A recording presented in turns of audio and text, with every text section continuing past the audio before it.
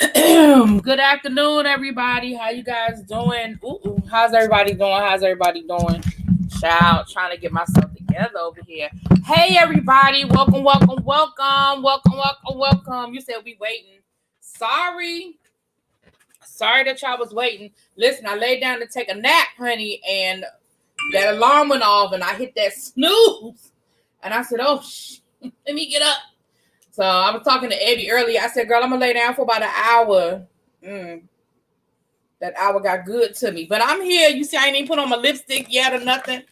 What's up, y'all, everybody? Good afternoon, everyone. Thank you, little baby, always for being here. All right, Miss Abby Kervixen. Hey, Jess Coco. I haven't seen you in a while. How are you? I hope you are well. Hey, Yana, Karen, Brandon, Velo. What's up? Big and sexy VA. Hey, Lock Queen. How you guys doing? C Golden. Hey, DC. What's the plan for when we catch Listen. Hey, Karen. Hey, Alikala. Listen. I don't know what the plan is for what you call her jail shot.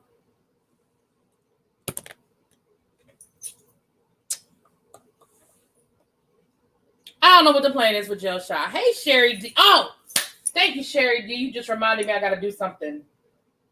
You just reminded me I have to do something. My friend Sherry sent me a text, and I never answered her text. I gotta respond to her text.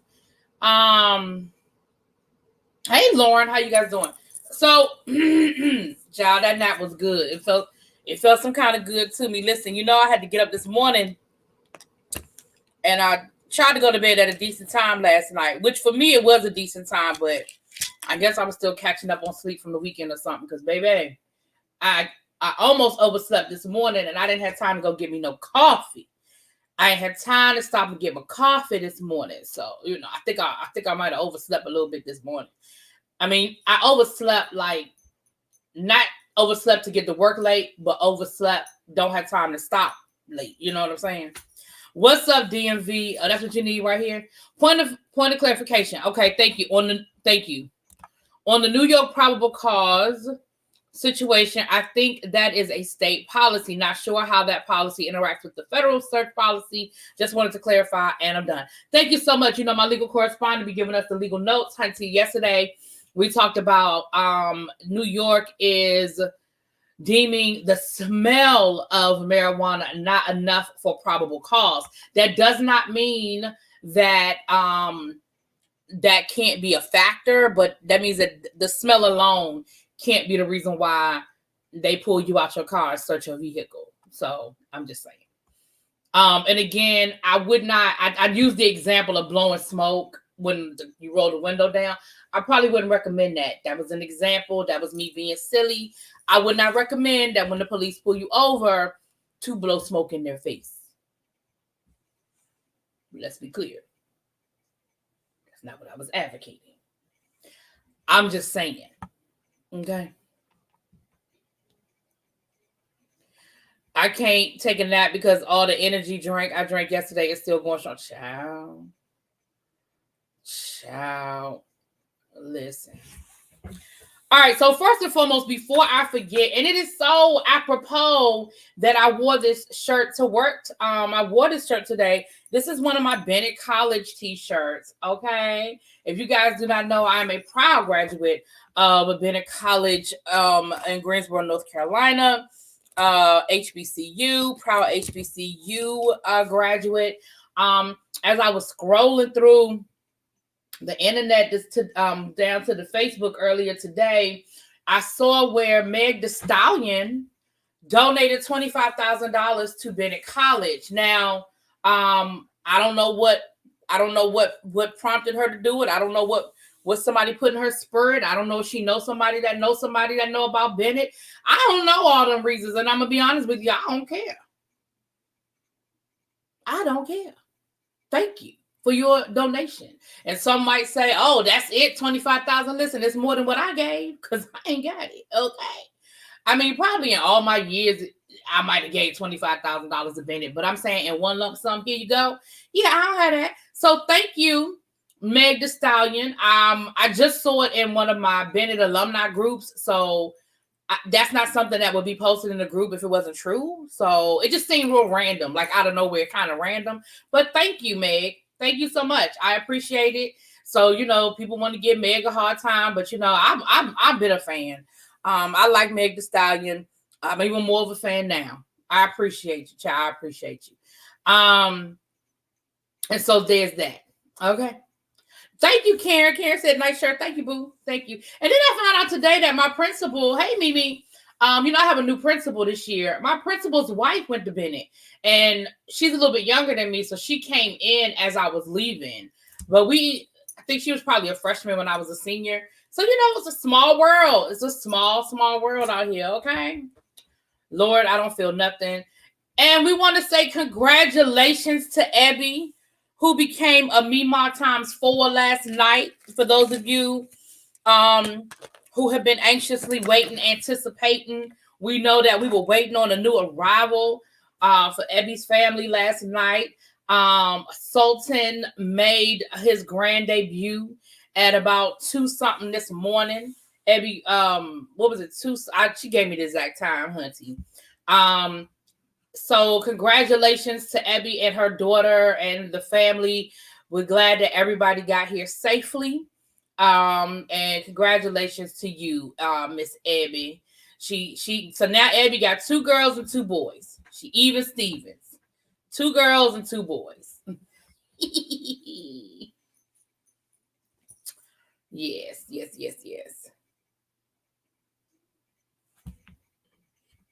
2:31 to be exact. All right, Grandma got us together. She said, me and Mama is tired. Okay, listen. She said, me and Mama is tired. Ain't you tired, Miss Millie? Ain't you tired? Child. Y'all give me a quick second. I need to go get a bottle of water real quick. Hold on. I'll be right back.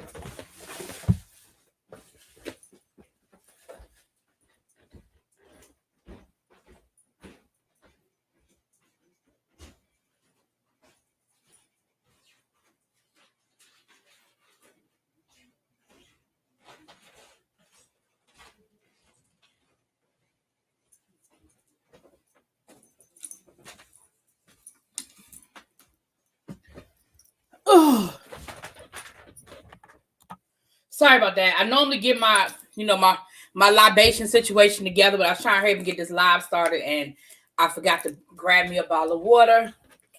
Yes, Sultan. Isn't that a pretty name? Sultan.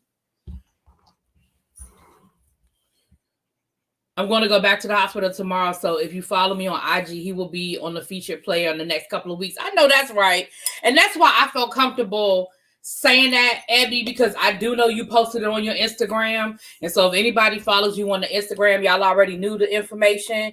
Y'all already had all of that down, so I ain't feel like I was telling none of her private business, y'all, because it was all onto the Instagram. She is a proud MEMA.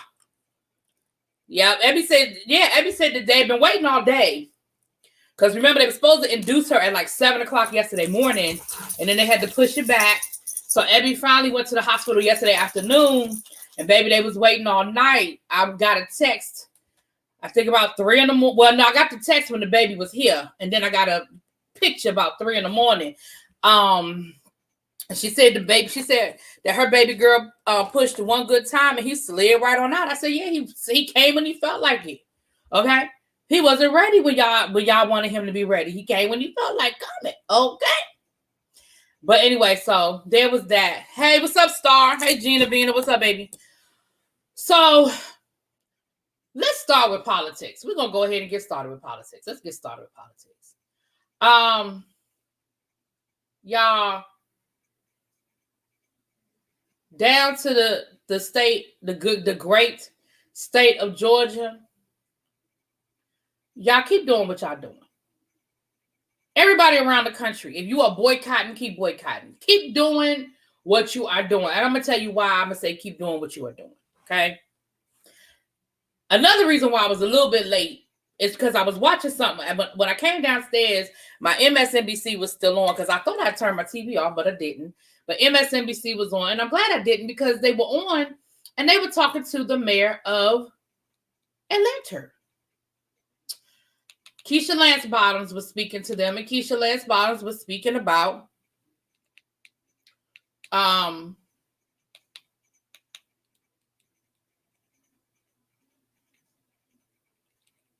sorry.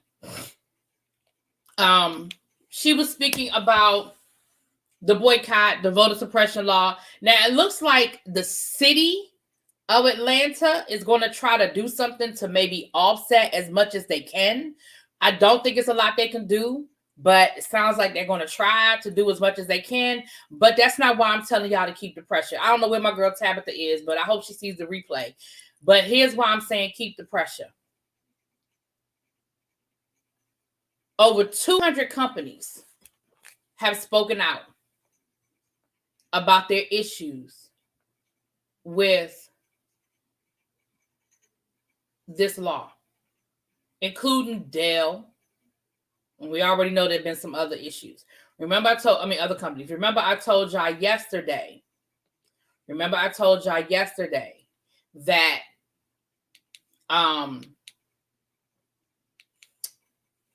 the Major League Baseball game being moved out of Georgia, the fact that it was led by corporate sponsors was a big deal. And that was important because the fact that the corporate sponsors were the ones who were saying, wait a minute, we got a problem with this. That's where the big money is. That is where the big money is. It's all great that we talking and we mad. It's all great that we not buying Coke products. It's all great that we said we not going to fly on Delta. We going to book through United. All of that's great. And don't get me wrong, I'm not reducing it by any stretch of the imagination. I'm not saying that it's not important. All of that is great, well and fine. But what's really, really important, what's really, really, really going to be the tail of the tape is, what's going to really tell the tail of the tape is the fact that with these big corporate sponsors, Mitch McConnell even came out, and all of a sudden now Mitch McConnell got a problem with with corporations having something to say about politics. Now, they don't have nothing to say about corporations donating money and giving money when it comes to politics. But now that the corporations got a problem with some legislation, now all of a sudden they need to stay in their lane and mind their business. See, when people start coming out and speaking like this, that means that it's working. That means that it's a problem. That means that they paying attention. Keisha Lance Bottoms, who I love, I respect her. But she was on MSNBC a little while ago, maybe 15 minutes ago, and she's speaking about she stopped short. She stopped short of saying, please don't boycott. She stopped short. But essentially what she was saying was, please don't boycott. Now, she can't say it because she knows she tell people not to boycott, that'll be political suicide for her on the Democratic side.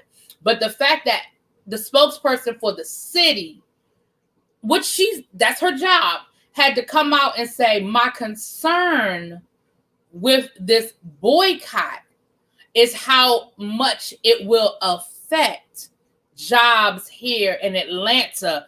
It tells me, y'all, that these people are worried.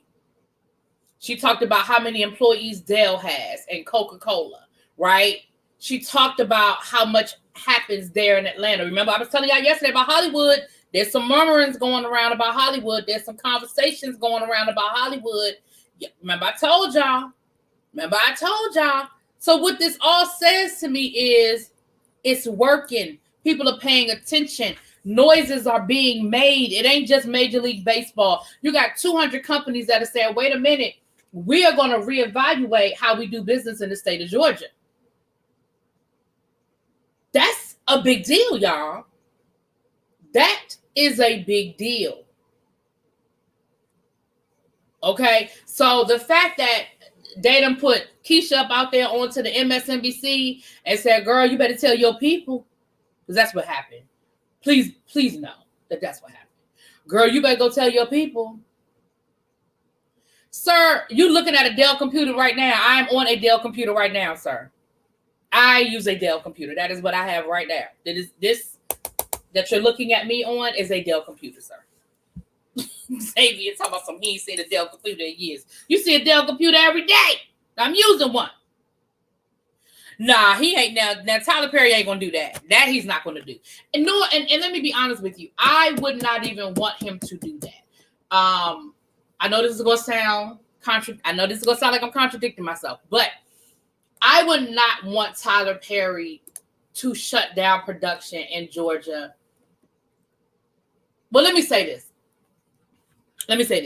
If he could temporarily relocate some of his like for example, the TV shows maybe not so much, but if like any movies that he's filming, because think about it, it costs him more money to go somewhere else than to use his own facility. But if he decided to do it, I wouldn't be mad about it at all. I'm going to say Dell. A whole lot of places still use Dell computers. Y'all, I'm going to need y'all to get out of y'all Mac world and stop acting like Mac is the only computer that exists, okay? A lot of companies still, you can go into most offices and see Dell computers being used. If people are using IBMs, if they're not using Macs, I promise you, 99.999% of the time, it's a Dell. I promise you it's a Dell.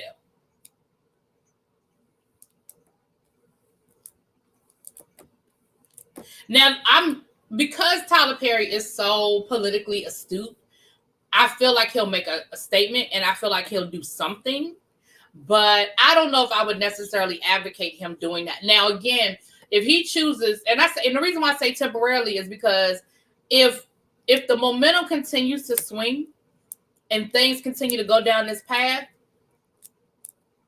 I see some things happening with this law before the next major election. You know. Exactly, Creative Diva. I don't know why they keep acting like that. I don't even know where y'all got that from, that Dell computers are going somewhere. Like, to me, I feel like Dell is probably the second biggest manufacturer of computers outside of Mac. I mean, I feel like when I go into an office, most places I see Dells. But maybe that's just me. Anyway.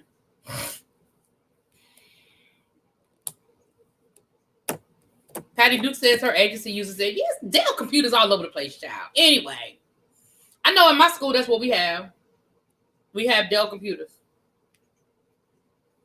All of the computer labs, all of it. Now, the teachers get to choose whether they want, like when you first get your computer, your work computer, you can choose whether you want a Mac or whether you want a Dell. But that's the company that we use is Dell, and all the computer labs are Dells.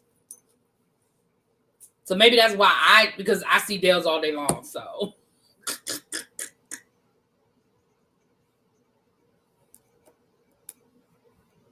Tyler Perry shows have improved under COVID. I can't tell.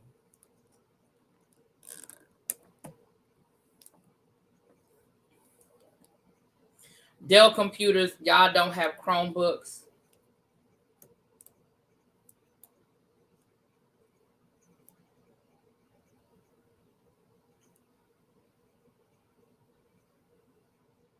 I guess you want me to say something different than what I just said. I just said we got Dells. I don't know what you want me to say.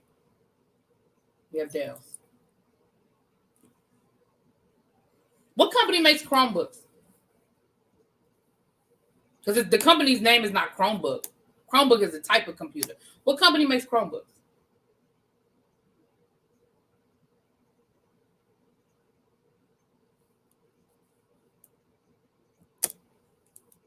I don't even know what company that is. I mean, I know what a Chromebook is, but I don't know what company that is that makes Chromebooks. Google? Oh, child, no. No, we don't have Google products, sir. No. I just said we have MacBooks or Dells. Mac, Dell. Mac, Dell.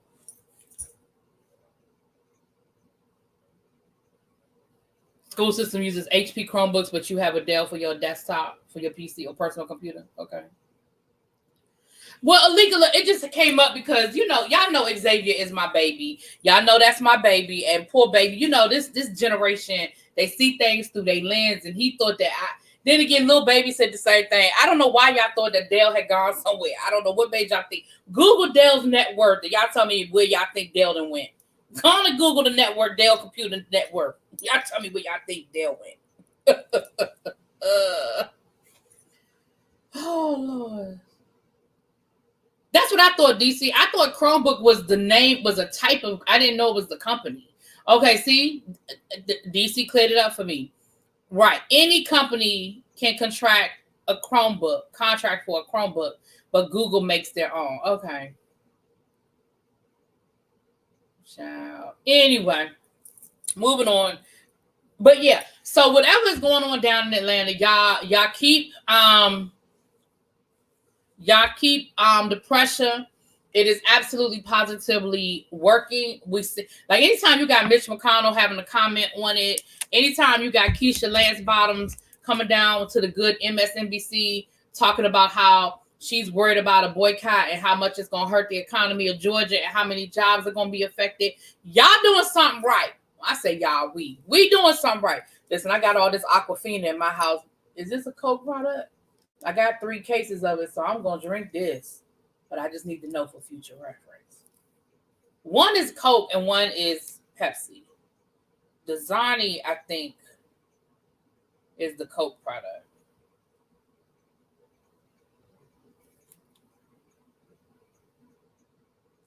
I don't know. I'll find out.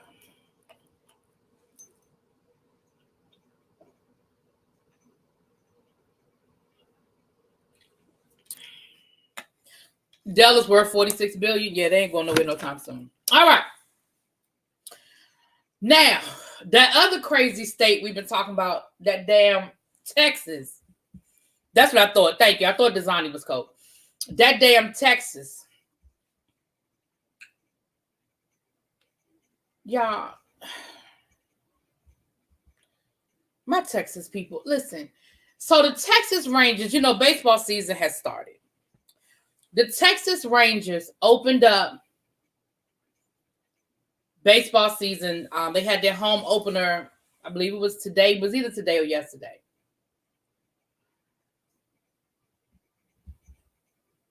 They opened them with no COVID restrictions. People could sit right next to each other. They didn't have to wear a mask. The stadium was packed.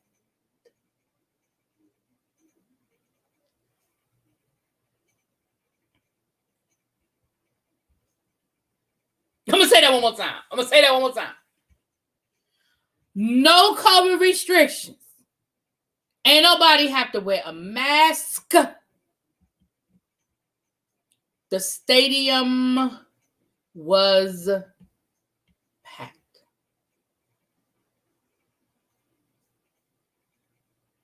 Now, I'm going to say this. The more and more I go out, the less and less I see masks. And that's not a state thing, okay?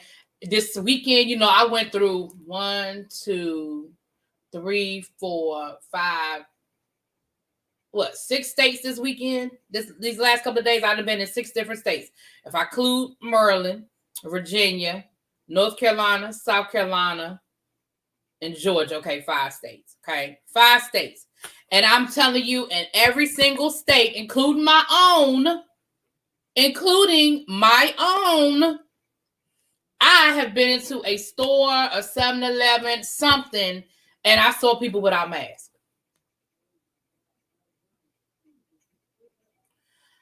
It seems like people aren't enforcing it anymore. It's not an issue anymore. You know, we saw those viral videos over the last year, people getting put out of stores and people refusing masks and the security stopping them and stuff. Not no more. I stopped at gas stations this weekend. People was walking around with no mask on. I stopped at, places to eat this weekend. People's walking around with no mask on. Now, I mean, going out to eat was always tricky because you got to take the mask off to eat. But I remember the first time I had gone to a restaurant during COVID, me and Niecy went to brunch one Sunday. And I mean, it was strictly enforced that if you were not eating, like physically putting something in your mouth, you were expected to have your mask on. Even if you were sitting at your table having a conversation with your people. If you was done eating, or if it was before the food arrived, you were expected to have your mask on. Now, I'm telling y'all, I've seen it. And again, it's not just before we could talk about all Florida. I saw it in North Carolina. I saw it in South Carolina. I saw it in Georgia. I saw it in Virginia. Hell, in Virginia, I had stopped to use the bathroom and I had to go so bad, y'all. I just had to go. And I left my mask. And ain't nobody say nothing to me. I took my jacket and I was covering my mouth. And people were looking at me like I was crazy. Not crazy like, girl, you don't have a mask, but crazy like, why are you doing all that? You know what I'm saying? Oh, Lord. I'm not surprised. Yep, the warming up and people getting these vaccines, they think it's over. It's not over, people. It is. Listen, y'all gonna stop. Listen, Dr. Fauci done been trying to tell y'all. Now, this is what pisses me off.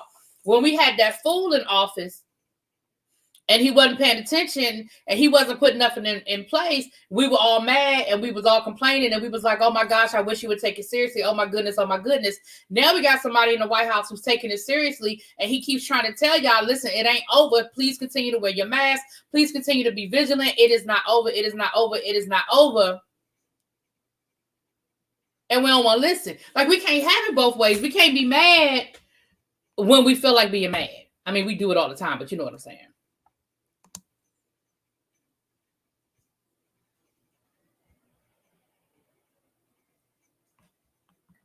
I understand a number one Eagle fan. Number one Eagle fan said, listen, number one Eagle fan just stepped on my toes a little bit. She said, I don't understand why people are even eating in a restaurant to begin with. Well, I'm guilty. I ain't gonna lie. I'm guilty. I'm guilty. Americans have serious issues. We wouldn't have had to be wearing masks if we had properly locked down. That's not true, Xavier. We would still have to be wearing masks. You see over there, in other countries, they still wearing that mask. That's not true. Now, will we have as many people dead? Probably not. Will we be in the same situation that we're in right now? Would it have been as grave? And no, it definitely would not have been as bad, but we still need to wear masks. Listen, I think the CDC is going to recommend us to wear masks for, I would say, at least another year. And maybe not as vigilant as we've been wearing, but certainly I don't see the CDC telling us that we don't have to wear masks anymore for a while. Because again, remember, we keep getting these new strands. These vaccines are not a one-stop shop. We still keep getting these new strands. Yeah, Italy and France are back on lockdown again. France is on their third lockdown. So I'm telling you, I don't think it's not gonna go away that easy. Hey, what's up, Carolyn? Oh, I just read today that the governor of California is about to lift most of y'all's restrictions in California. He's about to lift most of the restrictions out there.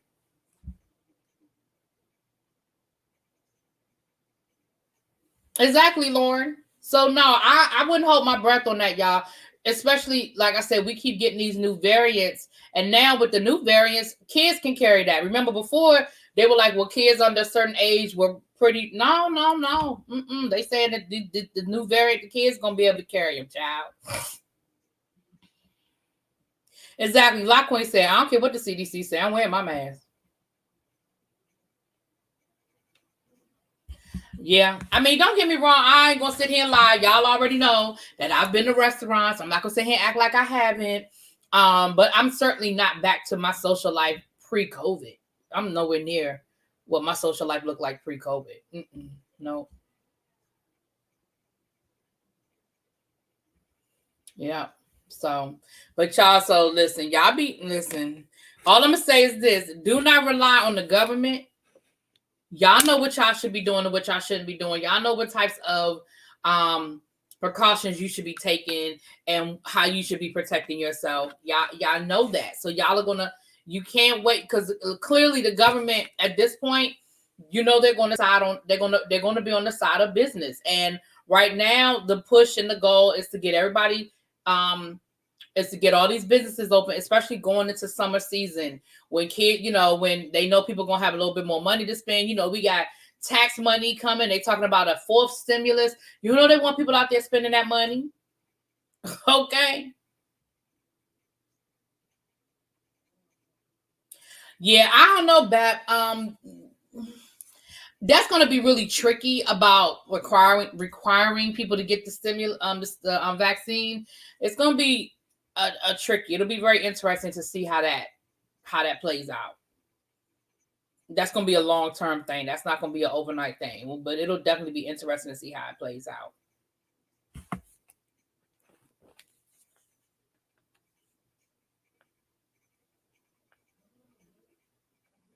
They're talking about maybe getting another stimulus, child. We'll see. We'll see how that work out. We'll see if and when that happens. But they talking about it. They talking about it. No, California governor is doing phases. All restrictions are not lifted. I work for Cal. I didn't say all restrictions. But I read today. Now I'm gonna tell you what I read. But baby girl says she worked for the DOJ, so I'm definitely gonna lean into what you're telling me. But I didn't say all. I just don't want to be misquoted. I didn't say all. I said I read that the governor of California is talking about lifting the majority of business restrictions. Now I didn't say all, but that is what I read. So if that's not accurate, then they would misquote it. But that's what I read today. I think I read that in the Washington Post. Tracy says she fine with DoorDash, but thank you for letting me know, because she worked for the DOJ. She wants to put that information in accurate. If cases go up, restrictions will go back into effect. Yeah, but they are talking about lifting those restrictions, though, right? Right, he's doing phases, but aren't they talking about lifting restrictions?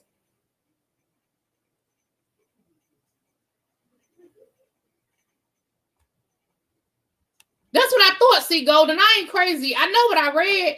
See, Golden says that by June the 15th. Y'all do know that that's less than 2 months. I mean, not less. That's a little over 2 months from now. So within the next 2 months, yeah. I know I read. Listen, it is in the very, very, very early stages. Don't nobody get excited. I just saw where they're talking about it. Ain't nobody said nothing about a fourth stimulus. I just said they talking about it. It's in the very, very early stages. We'll probably never see it. Calm down. Calm down. Don't nobody get to spending no money, okay? Calm down. Calm down.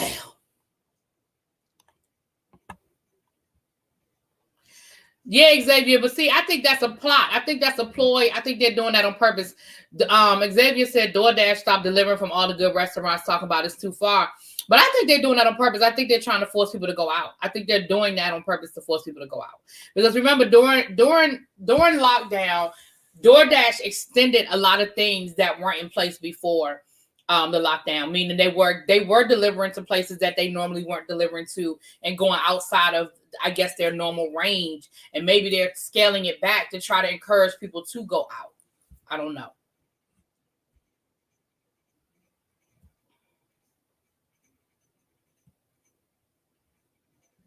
Okay.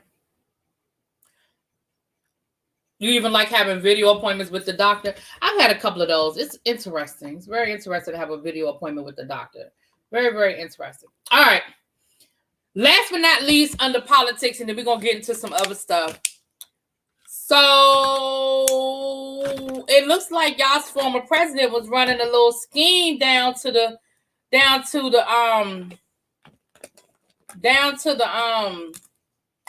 fundraising situation.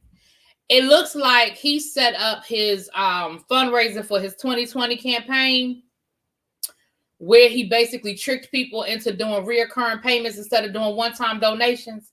The way that the website was set up, it was very misleading and misleading people that if they wanted to make like a one-time $20 donation, but it would come off their credit card every month for $20. And that's not what people signed up for. People didn't agree to that. And so he is being sued by on behalf of a lot of his supporters who want their money back. Okay. A scam set up by Todd Hunty. Okay. They want their money back. Hold on a second, y'all.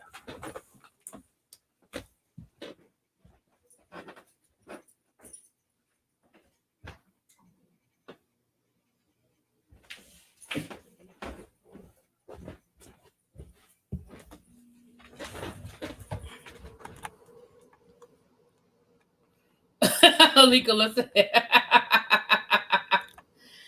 My son lives in San Francisco, and they are serious about wearing a mask. They override the governor and lock down the city when other cities were open.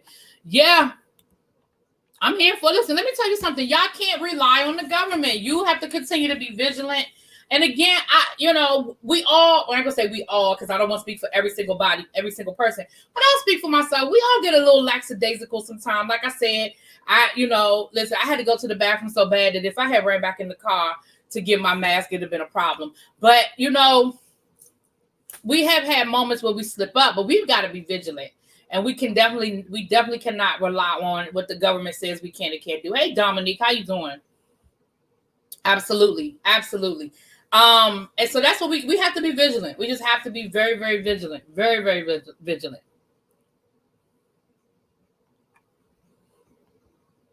So yeah, the lawsuits just continue to stack up on him. I don't know how he gonna get from under. I don't know how he gonna get untangled from all this.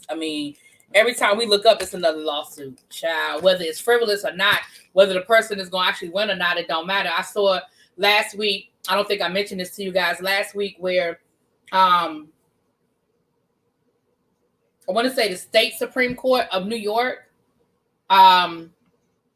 said that there's a woman suing Donald Trump for defamation of character, and they're allowing the lawsuit to move forward. Now that he's no longer president. So a lot of these lawsuits that he didn't have to worry about, things that he said about people that he was sort of protected because he was a sitting president, that stuff's going away. DoorDash in your area still delivering to all the good places? Yeah. So I was in Walmart and this lady had a mask under her chin and was and was coughing everywhere. I backed up and went around to a different aisle. I know that's right. Not today, Satan. Listen, this lady was on my back the other day, and I had to turn around and say, "Excuse me, can you please back up?" And you know what irritates me? And this was even before COVID. When you will move up, and then the person behind you will move up. I'm moving up for a reason because you're too close to me. You in my personal space. Stay where you are. Let me move up. And so I was standing in line the other day at the gas station, and that's what she did. She was literally on my ass. And so I moved up and she moved up. I turned around. I said, "Excuse me, can you please stand back?" They got the things on the ground. I said, "Ma'am, can you please stand back to the spot? We still socially distancing." Now, me and Abby almost got cussed out down to the elevator when we was in Atlanta. This lady tried to get on the elevator and this other lady said, "No, ma'am, there's too many people on this elevator. No." And she would not let that woman get on the elevator. I thought it was about to be a fight, honey. Me and Abby was just standing there like, "Oh shit!" And then when the door closed, she said, "Y'all might not care, but I do." We was like, "We care, y'all." It was hilarious. I said, "Ooh, she's about to get us." Hey, loving my peace. Hey, boo. I said, "She about to get us."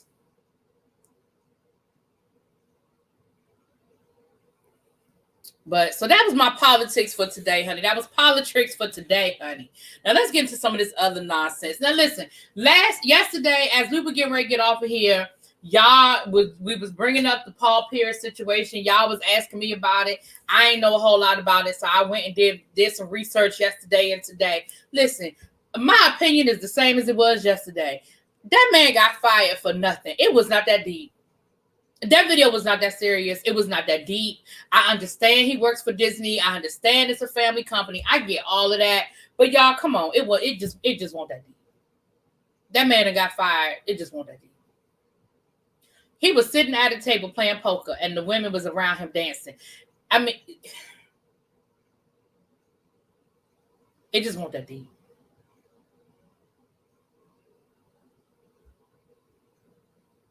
What store got mold? Ooh, what y'all talking about? The store got mold.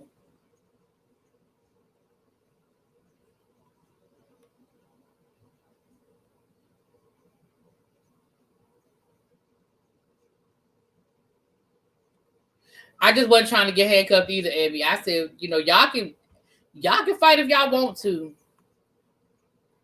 Who got mold? What store got mold? What are y'all talking? Now I gotta scroll up and see what y'all talking about.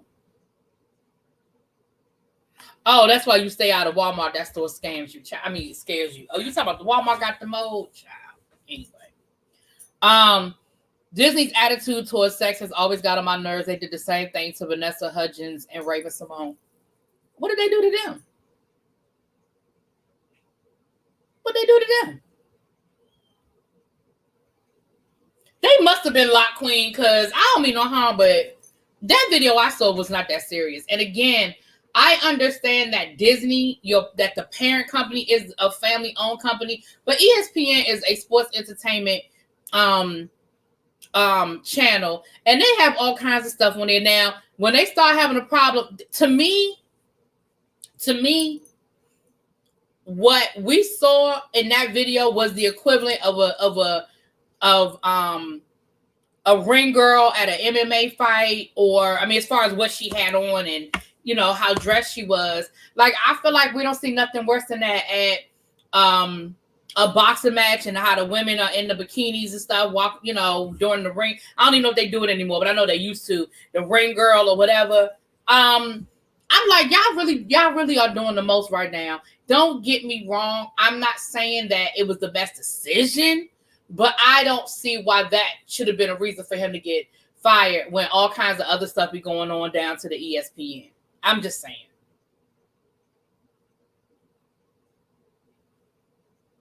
It just,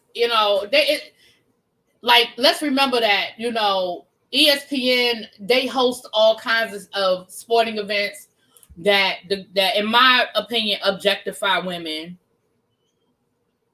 So I just it just be doing the most. They just be doing the most. When Vanessa Hudgens' news got leaked, they forced her to apologize. They told Ravens to dress in them ugly ass muumuus because her breasts were too big, and they were going to cancel her show. But I don't think. I mean, that's wrong. That is wrong. I don't think they was wrong for making Vanessa Hudgens apologize for her news being leaked. Now, to me, that's not the same. Now, Raven-Symoné and the muumuu situation, I think that happens to a lot of girls who develop faster than their age. Because that happened to y'all. Don't now, Xavier, you will remember Punky Brewster, but that happened to Kim Fields. That happened to Punky Brewster. When their body develops faster than the character that they're playing, that happens a lot. And I'm not saying that makes it okay, but that happens a lot. That's not just a Disney thing. That's a kid actor thing. And excuse me, Vanessa Hudgens' news being leaked, I wouldn't equate that.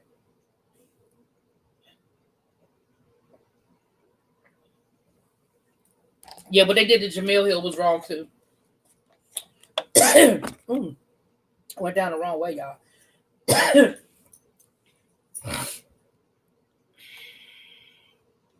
KK, see, KK know Punky Brewster. Yeah, when what's her name? Soleil Moon Fry, Soli Moon Fry, whatever the child name was. Yeah, they made her take down her breast.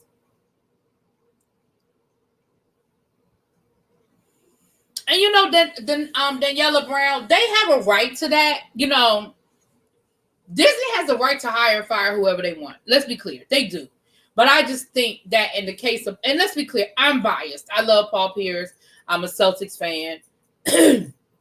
I'm biased. But I just think it was a little ridiculous. That's just my opinion. I just think it was ridiculous. I just think it was, because so Punky Brewster, she ended up having a breast reduction. She wasn't even out of her teens yet. And she ended up having a breast reduction because of how subconscious she felt about her breast.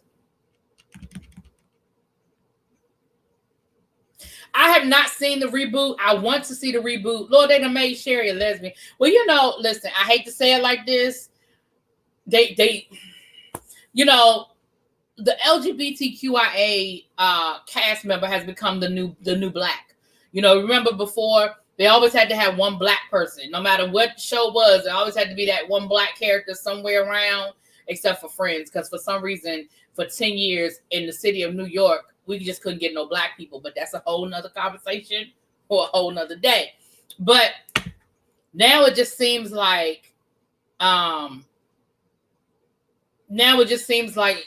always have to have a LGBTQIA character. It's like whenever there's a new TV show, I'm just watch the first 15 minutes and go, okay, which one is gay? Which one is the gay character? Okay. Oh, it's him. Okay. All right. Oh, it's her. You know what I mean? I feel like that's what they do now. And I hate to say it, and I hope I'm not offending nobody. Hey, L Love. Hey, boo. I hope that didn't offend nobody, but that's what it seems like, that, when you grew up, growing up, we always had to have that one black character. Now I feel like that's what it is with the LGBTQ. We just got to have that one.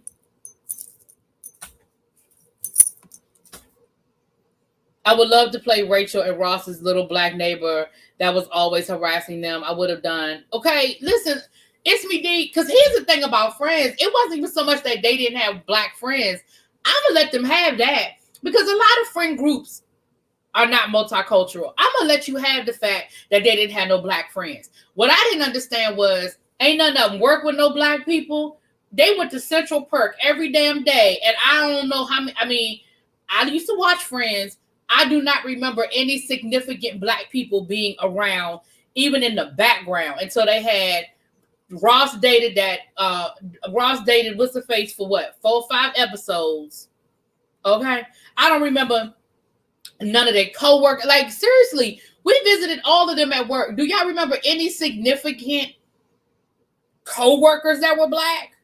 Yeah, Aisha Taylor. I never got into Seinfeld. I never got into Seinfeld. I never got into Seinfeld. Right, Bap.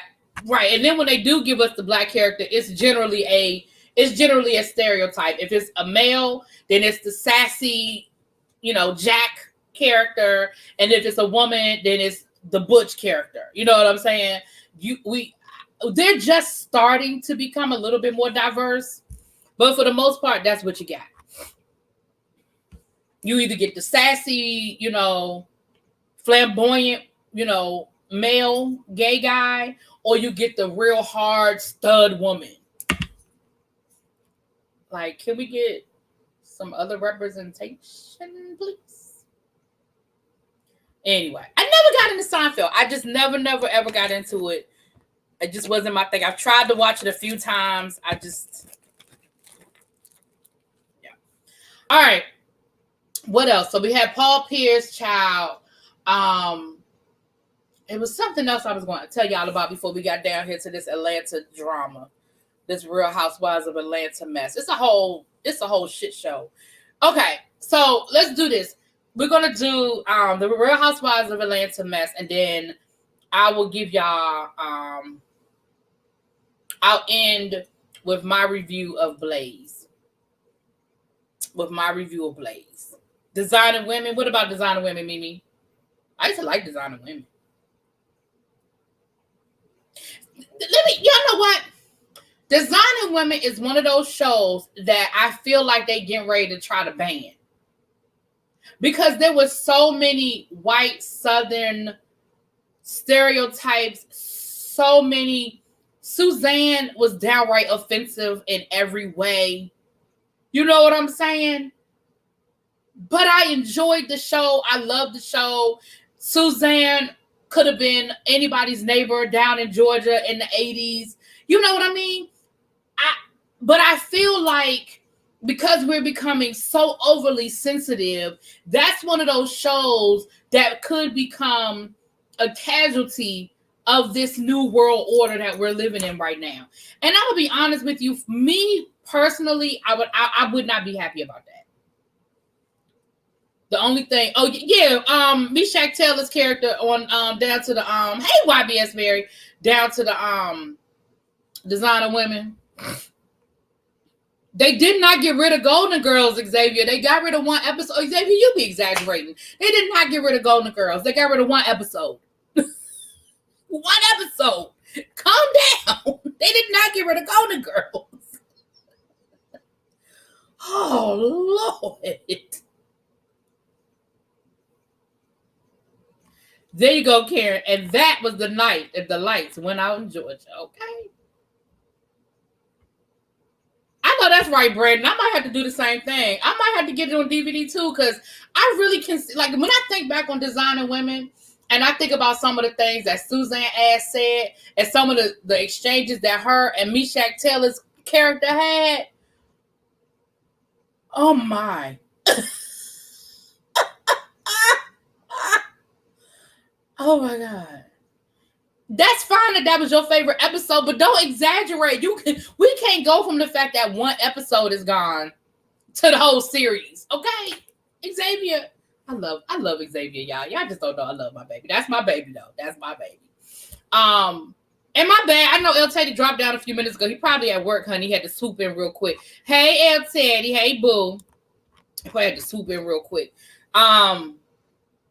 Oh, Julia was everything. I love me some Julia Sugarbaker now. Julia was everything. You hear me? But I'm telling y'all, I mean, I can't think of any real good examples right now. But y'all know Suzanne was just offensive all the time. You said that you feel like they treated him like he was their houseboy. Well, he was their assistant. I mean, that was his. I mean, again, I'm not saying that came out wrong. I'm not saying that they could treat him like the houseboy, but I'm saying he was the assistant. Like he was the assistant. It wasn't until later episodes that he got a promotion and then he became like part owner. But let's be clear, the first couple of seasons, he was straight out of jail. They were taking a chance on him and he was the person that lifted the furniture and moved stuff around. Like that was his job. I tried to rewatch and couldn't get past the first episode. But you know what? Some things don't change. Some things don't age well. I mean, I have not looked at Designing Women in a while. I flipped past one of these channels, shows Designing Women, and I've caught a few episodes here. It might be Logo, but I've caught an episode, and it still does it for me. But some shows don't age well. Some shows I loved as a kid, and I've tried to go back and look at, and I'm like, it's not really doing it for me. Suzanne was always making racist comments, but I still loved her for her stupid remarks, and Julia snapping back at her. Yeah, Julia put her in line now. It's on Hulu? Okay, good. I just feel like they are. I agree, Xavier. They're trying to cancel everything. I agree.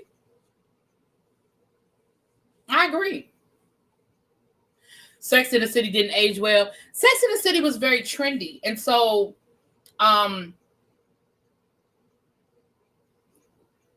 there's certain things that aren't going to age well because of that moment. Then, see, things have to go through a phase. They have to go through, I don't know how to describe it. I don't have a word for it, but like, especially like old TV shows, they go from, it was current, it was current. And then they have to sort of go through this awkward phase. And then it becomes a classic or vintage or retro, right? It has to sort of go through that awkward phase first where stuff doesn't age well and you have to kind of pick it apart. So I feel like Sex in the City, because the whole show was so based on trends and it was so based on what was current, it's going to take a minute. People who discover it now will put it in its proper place. They'll say, oh, here's a great show from the 90s, early 2000s, and they'll put it in its proper place. But for those of us who grew up watching it, it'll be hard because we were like, okay, I remember having a beeper. I remember when everybody started drinking Manhattans because the Sex in the City girls were drinking Manhattans. Like, you know what I'm saying? Like certain things we'll put in, and it has to take a while for it to come back around. I feel like I remember the first time they started showing New York Undercover reruns, and I was excited as hell. I was like, that was my shit. New York Undercover. Oh shit. And after like a couple of episodes, I was like, okay. Now don't get me wrong, there was still some shit that I was here for New York Undercover. I was still here for the music at the end. I was still here for the little mini concert at the end of every episode. But it was certain things that you were like, oh, okay. All right. You know what I'm saying? Yeah, it's like they almost have old TV shows have to go through a phase and then become vintage. Every show can't be the Golden Girls time. Right. And there's some shows that never need it. Like for me, A Different World never needed it. I never needed that for A Different World. I never needed that for Living Single. Maybe because it's a certain time. Maybe it's a certain, I don't know. Like, y'all know it's certain shows that I love. Like, for example, y'all know I love My Heat of the Night. absolutely love In the Heat of the Night. There are some things within the Heat of the Night that did not translate well. There's some real racist shit down to the Heat of the Night. But I still love that show. I love that damn Heat of the Night. I love it.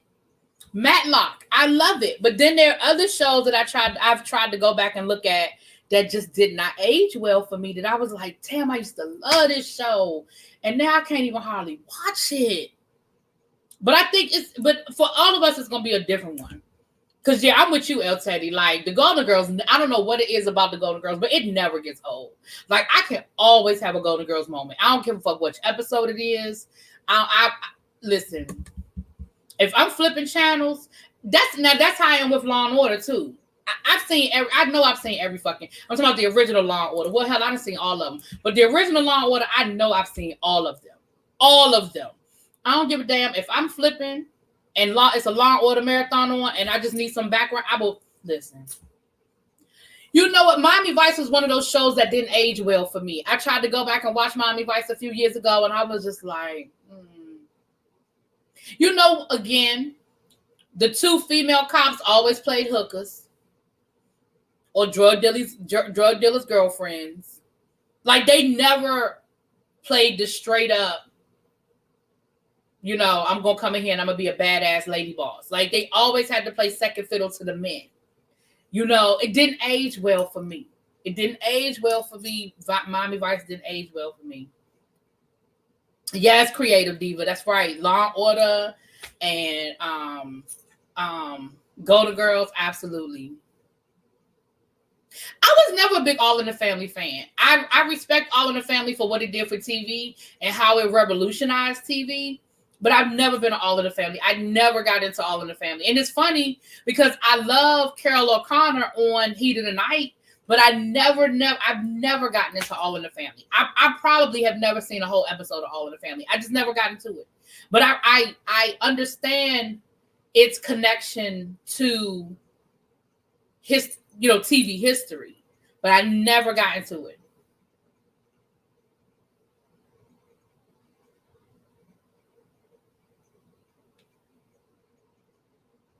I never got into Glee. I've only seen one Glee episode in my life. I've seen one Glee episode in my life, and that was the Whitney Houston tribute. That is it. That is all. I've never seen another Glee episode.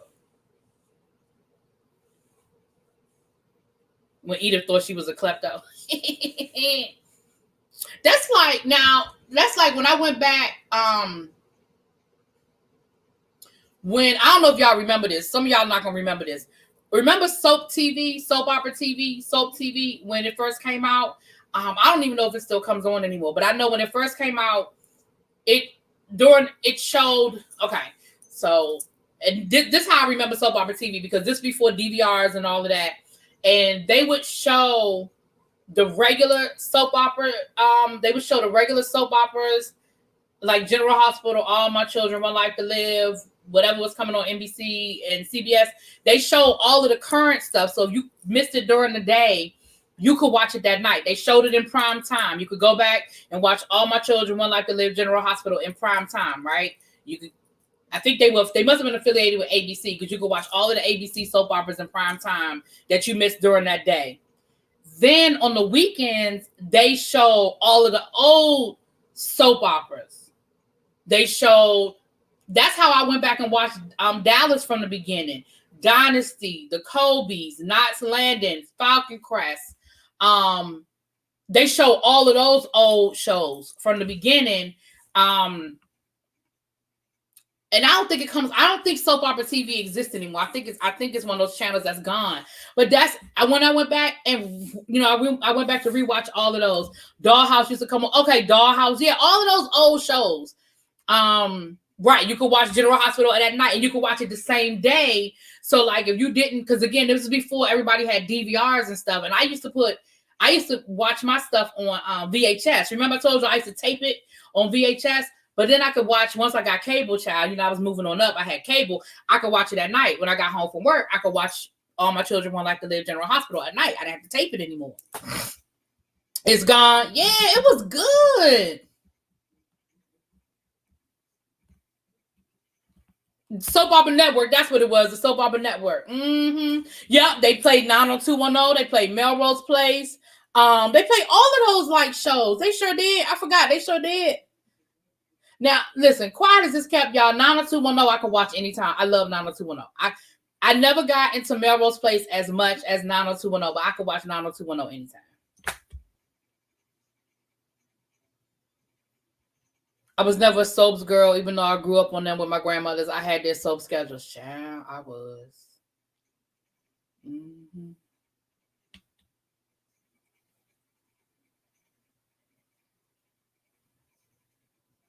Look, JR was horrible, but I love JR. He was a great villain. Like, Larry Hagman knew how to play that villain. Like, he was a wonderful, wonderful villain, child. I don't care what nobody say. He was a great villain, child.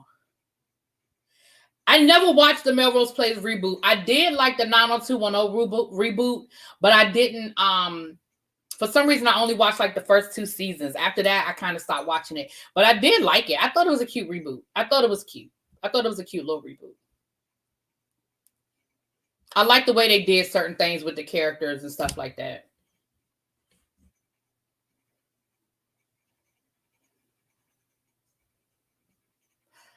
Glee had a lot of offensive jokes that you can't do now. A lot of these old TV shows got stuff you can't do now. Like I said, a Designing Women would never work today. Like this, there's no way in the world you could do a Designing Women today. You just couldn't. You just could not.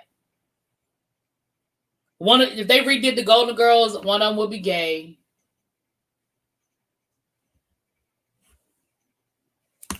I mean, one of them did have a gay son, but y'all know one of the Golden Girls would be gay, child. Y'all know. You know they couldn't make a show today with 4 women and one of them wasn't gay. Y'all know that.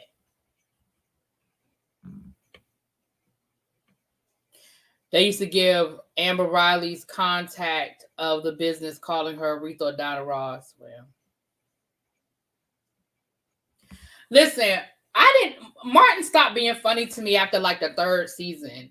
I don't know. It stopped being funny to me. It was funny in the beginning, but it sort of stopped being funny to me. There was a transgender in All in the Family, but they were like a punchline, right? They weren't taken seriously. They were like a punchline. Like I didn't watch the show. I'm just asking. So, okay, y'all. So let's get into this. All My Children. See, y'all got me talking TV shows. I said All My Children, Lord. This Real Housewives drama, and then we're going to get off of here. I said I was going to tell y'all about my Blaze experience. I don't know. I may do it as a separate video, but Martin was funny as a kid, watching it as an adult, not so much. Yeah, some things just don't age well. I like Larry and I Dream of Jeannie. You're right. He played a totally different person in I Dream of Jeannie. And see, I knew him on Dallas before I knew about I Dream of Jeannie. So it was weird seeing that the same person. I mean, even though he was acting, obviously, but I was just like, oh my gosh, he's so nice on here. All right. Her name was Beverly on All in the Family. Oh, okay. So Real Housewives down to the Atlanta. We got a couple of things going on. First, we found out that LaToya Ali and her husband, she's accusing her husband of physical abuse. He's saying he ain't put his hands on her, but she cheated on him.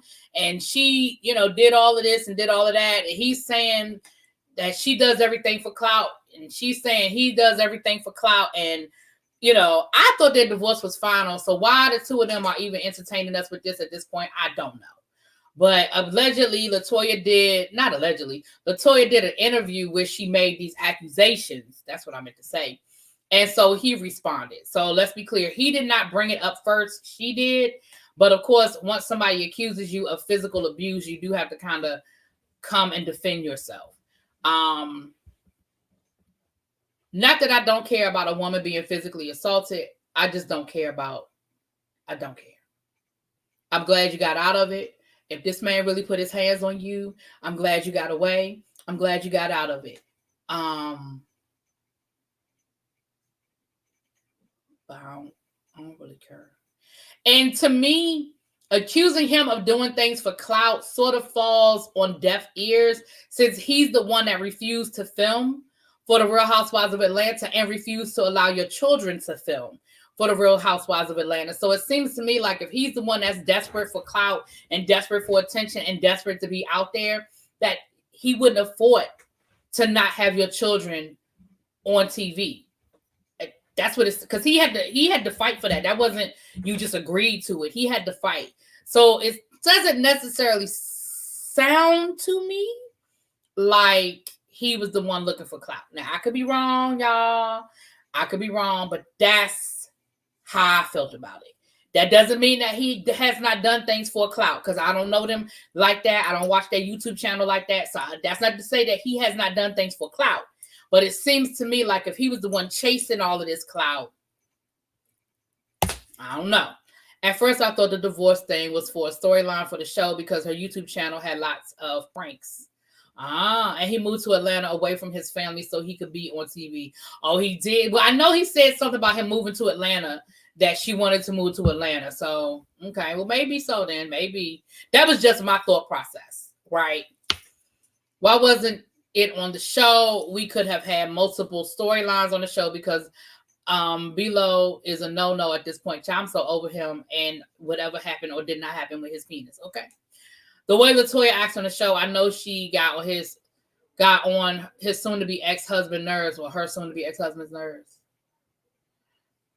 He married and procreated with an internet fame chaser because he wanted some too.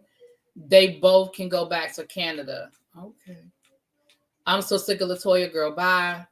He just did an interview with Tasha K. They both, oh, Lord. He just did an interview with Tasha.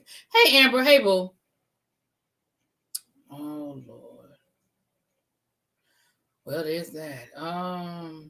We also found out today that LaToya allegedly was only making $1,000 per episode. Ma'am,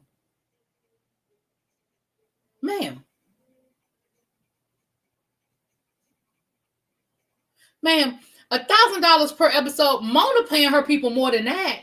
$1,000 per episode. You were desperate to be on that show if they was paying you $1,000 per episode.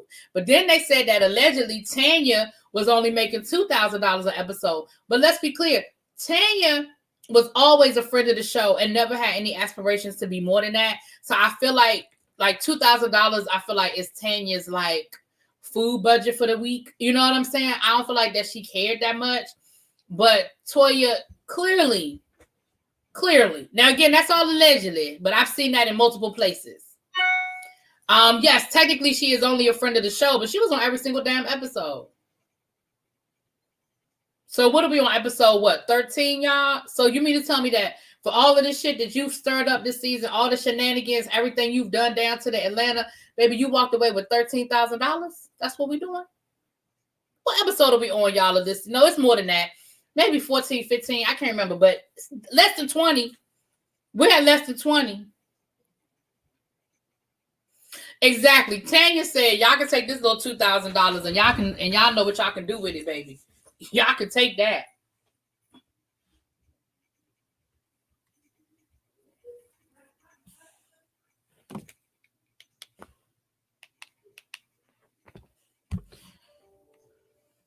Stop playing, not 1K per. Listen, that's what I heard. Now, again, that is allegedly.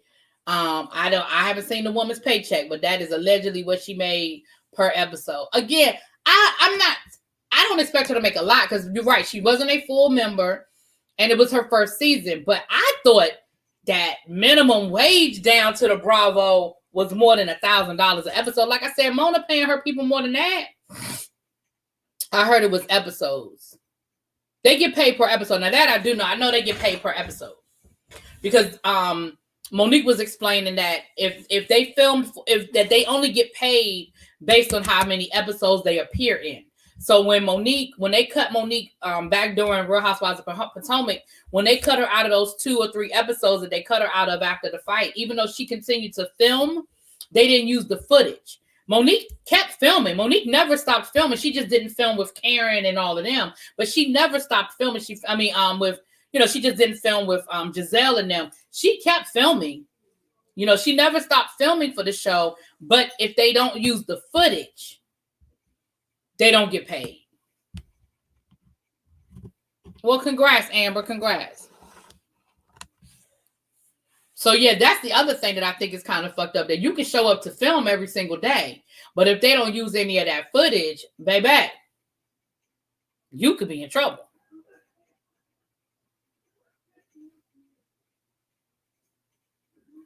Nah, she doing a whole lot on that show, Xavier. She's starting a whole lot of... Listen, outside of... Think about it. Outside of the whole Bolo situation, Toya and her shenanigans have been a couple of things. Between Kenya and Toya, that's it. That's all, folks. If you take the Bolo situation out of this, Kenya and Toya have carried this season.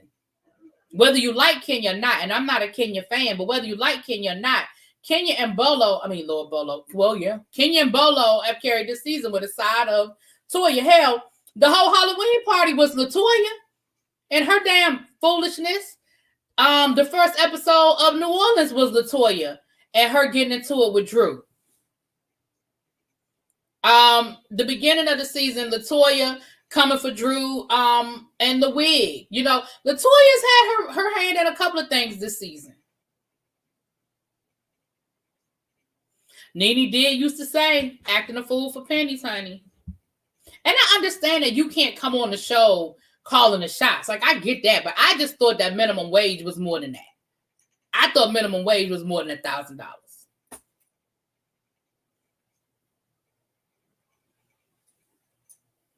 I knew they got paid per episode. That season, Kenya didn't go to Spain, and they said she got a pay cut. It was because she wasn't shown outside of Spain. Yeah. They pay you per episode and that's why when they get cut from scenes, they get upset. And that's why when scenes, like they film a scene and the scene doesn't get included. Like, for example, LaToya, remember Toya said, LaToya filmed at, was it Candy's birthday party or Todd's birthday party? It was something. And that was where Toya was first introduced to us, but they never showed that footage.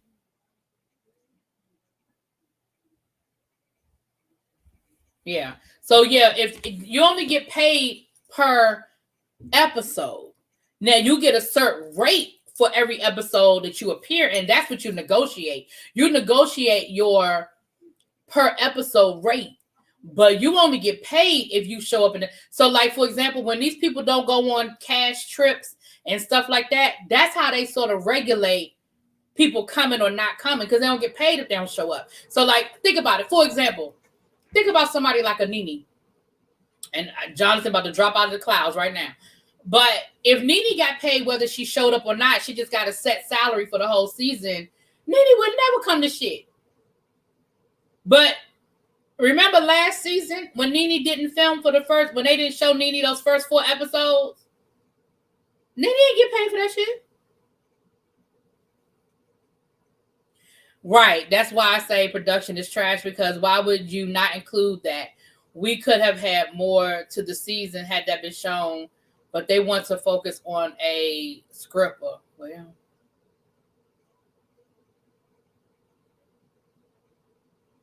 right. So even if you film, if that scene doesn't make the cut, nope. That's what Monique explained. Monique was like, they did cut.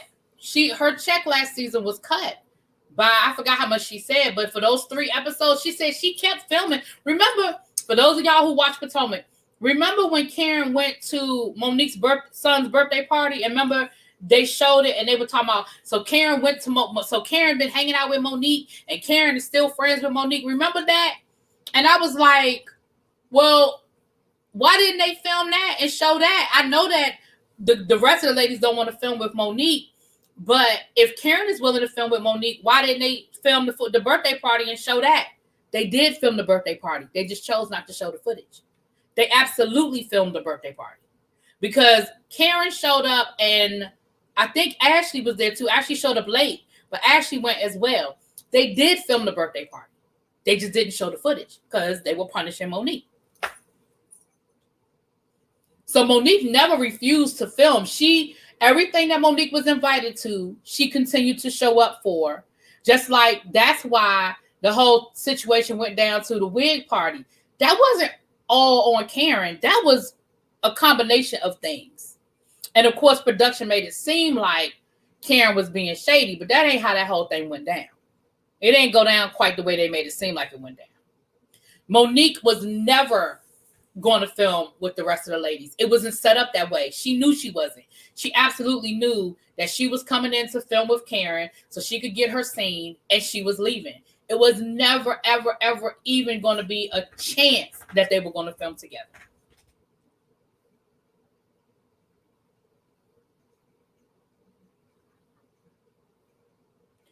Yeah, Bolo done created his own. He done got a story over to the what's that place called?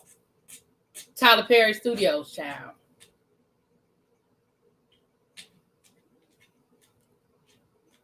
But they still get them for breach of K, so they need to come, or they're not. Yeah, breach of contract. Yeah. So they have to show up, but production doesn't have to show the footage. Yeah. That's like on Real Housewives of New Jersey. That's why the rumor is that Jackie is getting ready to get fired, because when she was mad at Teresa, she refused to show up for things and she refused to film. And they was like, no, ma'am, you don't get to do that just because you mad at just because you mad at Teresa. You need to show your ass up. You need to come and film these scenes, and then we'll handle it from there. But you don't get to just decide. Child, they did, but listen, we ain't going back down that rabbit hole, Creative Diva. Listen, the Potomac hoes, the Potomacos will be back soon. I'm not calling them hoes. I was saying Potomacos, and it came out hoes. I'm not calling them women hoes. They'll be back soon. They're filming as we speak. Real Housewives of Potomac is currently filming. So they'll be back before we know it, honey, and we'll be talking all about it. Now, Monique won't be back. Let's be clear. But they'll be back. Mind you, Jackie is an attorney, so she knows better. I think Jackie just doesn't money. I don't think she thought that she would get fired. I think she just understood that she was sacrificing her money. But my thing is, you should know, if they can't film you, you're no good to them. Especially with that whole juicy storyline they had going on with you and Teresa, girl. You a fool to think that they ain't want to exploit that.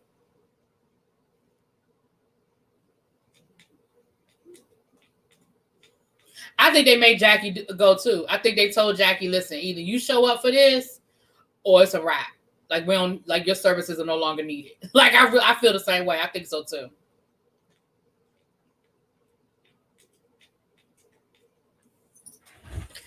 I agree, little baby. I think, here's the thing about these shows, y'all. These shows, I tell y'all all the time, when reality TV meets reality. And I think what happened down to, and that's why I honestly believe that what happened down to Scrippergate was not planned. I don't think it was part of a storyline. I think production lucked up on it and they decided to milk it for all they could. I don't think that they planned any of that. That's why I don't think it's a fake storyline.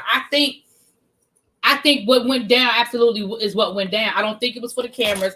I think just what Candy said, when they got done filming the scene, Candy told production, y'all got what y'all needed? Okay, y'all can leave now so we can have our real party. I think that's exactly what went down. I don't think that was for the cameras. I don't think it was planned. I think they filmed their little scenes for the show, and then they sent production home. I think they absolutely meant it when they covered them cameras and they moved the cameras away so that they can absolutely have a good time. So for everybody that says, well, they're filming a reality show and nothing is off limits, that's fine. I understand that. But I absolutely think that what happened with Bolo was not planned. I do not think that was a storyline. But I think that Bravo was like, oh, shit, we done stumbled into gold. And they rested their season on that whole scandal. My thing is, you didn't even give Cynthia her own episode, much less a special. You didn't even give Cynthia her own episode. Like, how disrespectful is that? Now, for as boring as people might think Cynthia is or whatever, Cynthia has been on this show since season, 2 or 3? We are now in season 13. So she's been on this show for 10 years. And you mean to tell me that she doesn't get her own episode for her wedding? That's disrespectful, Bravo. That's disrespectful. Now, let's be clear. I could care less about Cynthia. Now, I do know that they gave Cynthia her own episode before. I understand that when she got married the first time, we got a whole, are they going to give her, is she going to get married or not? Like, I understand that was her whole storyline, her first season. I get it. But fast forward 10 years later, honey, we done been through the divorce and everything else. Fast forward 10 years later, they could have gave that woman her own episode. I'm sorry. I just felt like that was kind of messed up that they didn't give her, when you have exploited her bachelorette party for the whole season, you couldn't give her own episode. Like, she had to share her episode with Portia and Dennis, boring ass. And what else happened in that episode? Something else went down in that episode. And I was like, so you got to share. I mean, they could have played up the hurricane. They could have played up the COVID restrictions. Like, there were a lot of other things they could have brought into that episode to make it more anticlimactic, behind the scenes. Like, I get it that they couldn't do a lot of filming because of COVID and all of that. But everybody got a cell phone.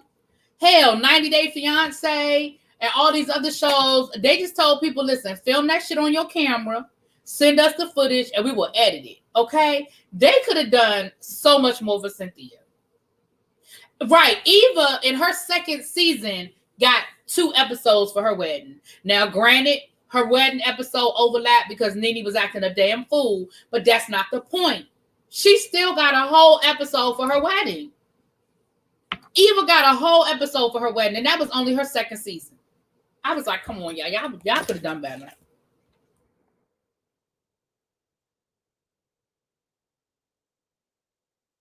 Oh, shoot. All right.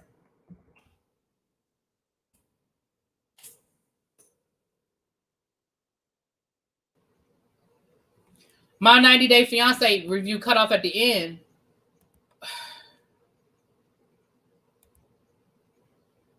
When you say cut off at the end, what you mean? I gotta go look at it.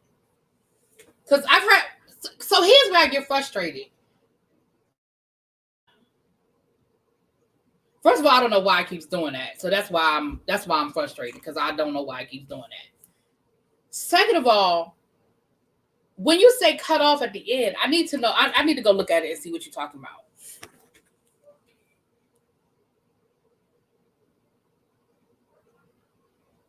Don't do that, DC.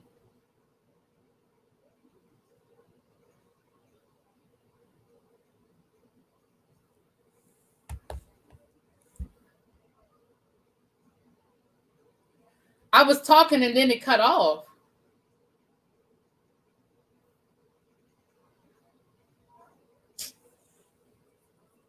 I don't know why it's doing that. That's happened on a couple of my reviews, but when I'm rendering it's rendering fine. It's going through as if nothing is wrong. It's not giving me any sort of error message or anything like that. I don't know there's anything wrong until y'all tell me. I didn't know. No, I mean, Yara and Jovi. No, I talked about Yara and Jovi at the beginning of the review. So if you had Yara and Jovi, I was at the end. Yara and Jovi was at the beginning of the review. I started off with Yara and Jovi. So how long is my review then, Xavier? You were talking and then it ended. I think you were on Yara and Jovi. I talked about them at the beginning. I got to go look at it then. But yeah, I talked about Yara and Jovi at the beginning. You know what, Xavier? I'm not doing that with you. See, I ain't doing. Listen, on that note, let me get out of here. Thank y'all so much for being here. I hope everybody subscribed. If you are not a subscriber, go hit that subscribe button. Hey, royalty. Please be on the lookout. Right, DC been asking Xavier the whole live. Is he okay? Are you okay? Please make sure y'all are checking out the Avon store, honey. It's a lot of good things over there. They got some summer items that y'all need to go check out. Don't forget the warm weather is coming up for us over here on the East Coast. Go on, get you your Skin So Soft. Go on to get laced up with the Skin So Soft, honey, and get ready. Make sure them heels is right. Get you some intensive therapy lotion. Make sure them heels is ready. You know, it's time to bring them heels out. Them sandal season. Y'all make sure y'all get y'all some of that intensive therapy lotion. Y'all know that stuff. Y'all mama, that thick stuff that y'all know, that good stuff work real good on them heels. Real good on them heels. And you know, we got the new Haku sits. They got the new Haku parfum scents. Y'all check it out. So anyway, thank y'all for being here. Y'all gonna get some reviews tonight. I do not know what you're gonna get. It's gonna depend on what I feel like looking at. I started watching Marrying Millions. I think this was the season finale, so you'll probably get Marrying Millions. But I don't know what else I'm gonna watch tonight. I think I'm gonna try to get T.S. Madison out tonight. Yeah, but I don't know what else. Thank you, Tracy. Xavier, he just listen. Don't worry about it. That's my baby, y'all. Leave my baby alone. Y'all leave Xavier alone. Y'all know sometimes. You know the millennials. Sometimes. All right, y'all. Thank y'all so much for being here. I'll talk to y'all later. Peace.